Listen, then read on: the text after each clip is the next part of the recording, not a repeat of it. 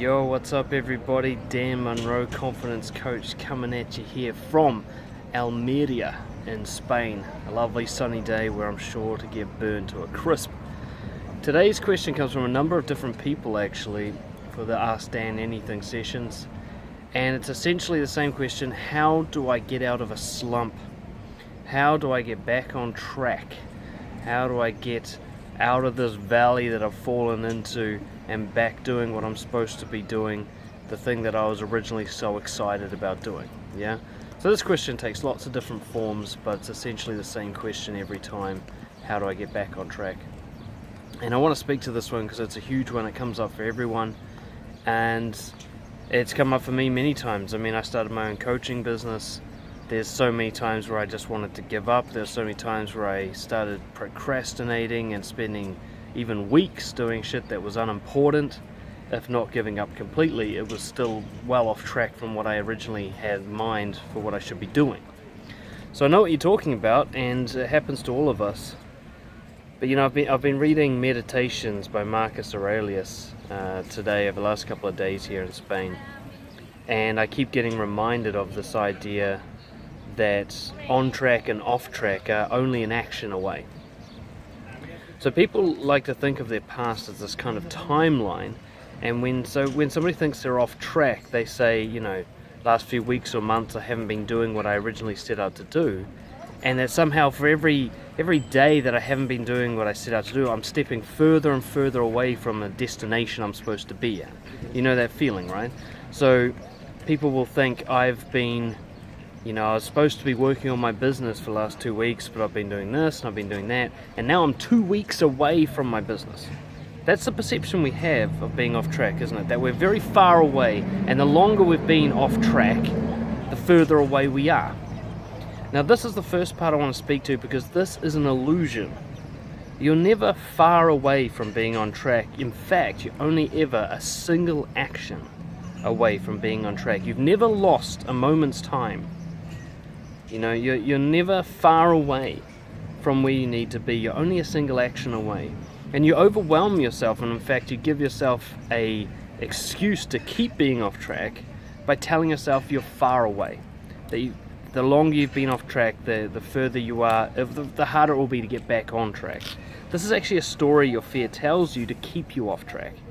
The truth is, a single action that goes back on track means you're on track. And when I say on track, I mean being aligned with your values. Let's cut out the coughing guy behind me. Being aligned with your values is only an action away. I worked with a guy in Department of Corrections who he had been in black power since he was like 10, and he was in his 50s. And so for 40 years he had been rambling and raving and causing all sorts of harm and distress and pain, taking heaps of drugs, fighting all the time, committing crime after crime, just a destructive, unhelpful contribution to society.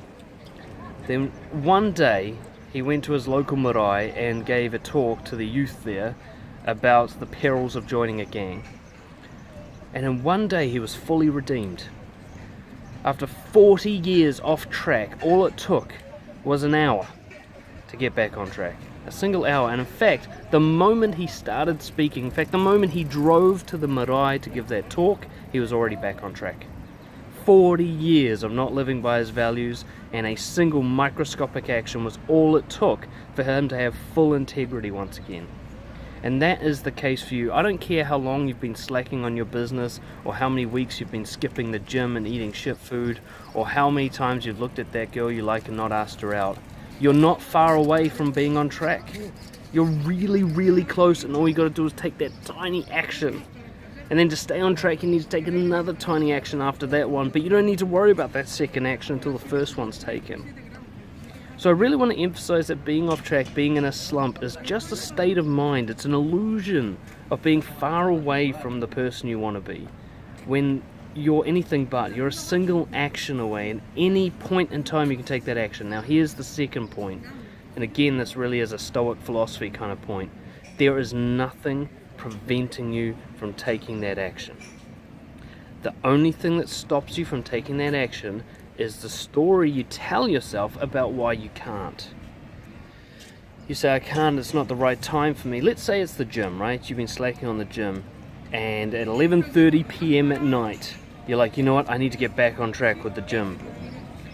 But because it's 11:30 p.m. at night, right, you can't go to the gym, it's closed. So you think, well, now I've got this obstacle in the way, I can't exercise now.